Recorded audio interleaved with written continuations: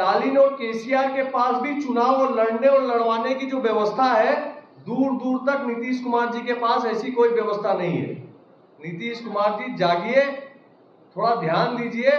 बिहार में 40 सीट है, तेजस्वी जी आपको 15 सीट भी लड़ने दे दें तो वो भी एक बहुत बड़ी बात होगी।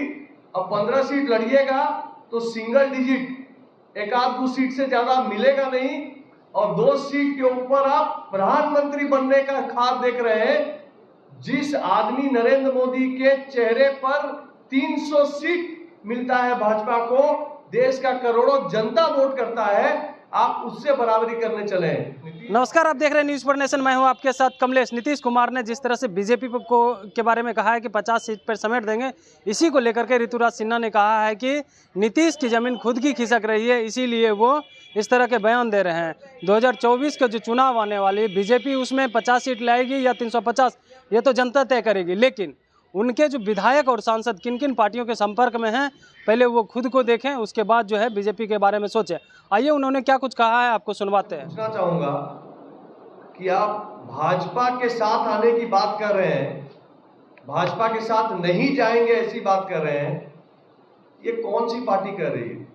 जिस पार्टी ने अपने बूते पे एक बार भी पूर्ण बहुमत का चुनाव नहीं जीतना, पूर्ण बहुमत के चुनाव जीतना छोड़ दीजिए, जिस पार्टी ने एक बार कोशिश नहीं की अकेले चुनाव में जाने की, हमेशा किसी न किसी दूसरे दल का पूंछ पकड़ के चुनाव में जाने वाला दल ये कह रहा है कि वो भाजपा में नहीं जाएंगे। नीतीश जी, जनता का मैसेज क्लियर है।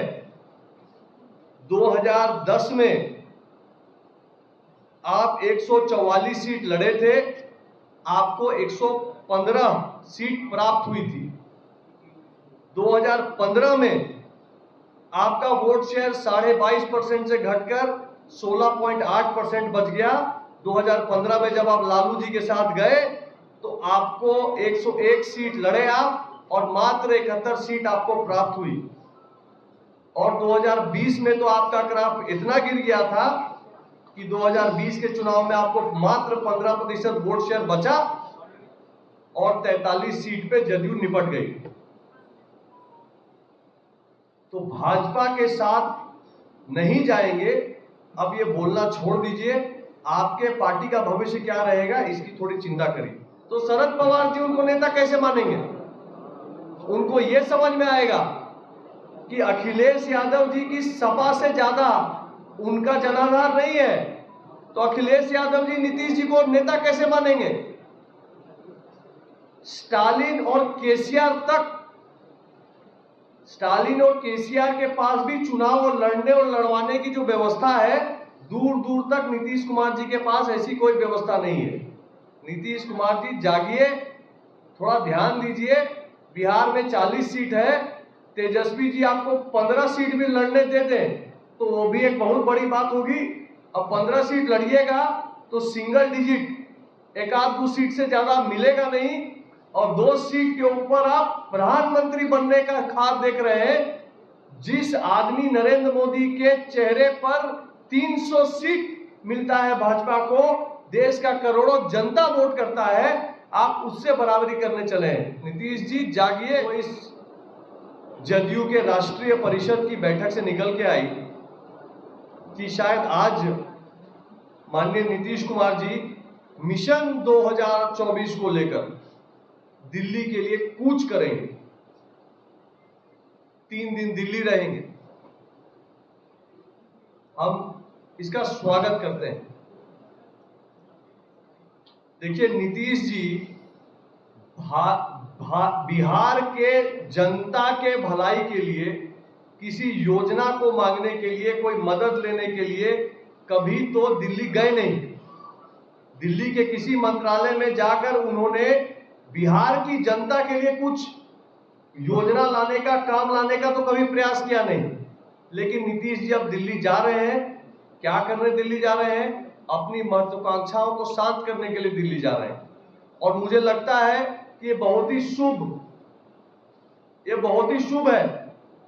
नीतीश जी जब 3 दिन दिल्ली रहेंगे तो उनको रियलिटी चेक मिलेगा। रियलिटी चेक मतलब सत्य से पुनः परिचय। नीतीश जी एक घेराबंदी के बीच में रहते हैं, वही 5-7 लोग हैं जो उनसे बात करते हैं, वही 5-7 लोग हैं जो उनको कभी पीएम मटेरियल बता देते हैं, कभी पीएम दावेदार बता देते हैं, कभी जो है पीएम घोषित भी कर देंगे। नीतीश जी बहुत अच्छा है कि आप ये 5-7 लोगों के घेरा से निकल के दिल्ली जा रहे हैं। दिल्ली जाइएगा तो आपको पूरी बात समझ में आएगी। बिहार की जनता ने ट्रेलर देख लिया।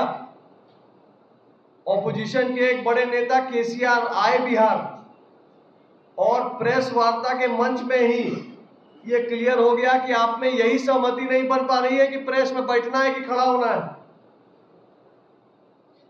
जहां प्रेस में बैठने और खड़े होने पर सहमति नहीं बन पा रही है, वहां वो आपको सर्वमान्य ऑपोजिशन का पीएम कैंडिडेट बनाएंगे। ऐसा सपना जो आपके साथ के लोगों ने, आपके चाटुकारों की मंडली ने आपको दिखाया है, ये भ्रम फटना जरूरी है। सच्चाई नीतीश जी को समझ में आनी जरूरी है।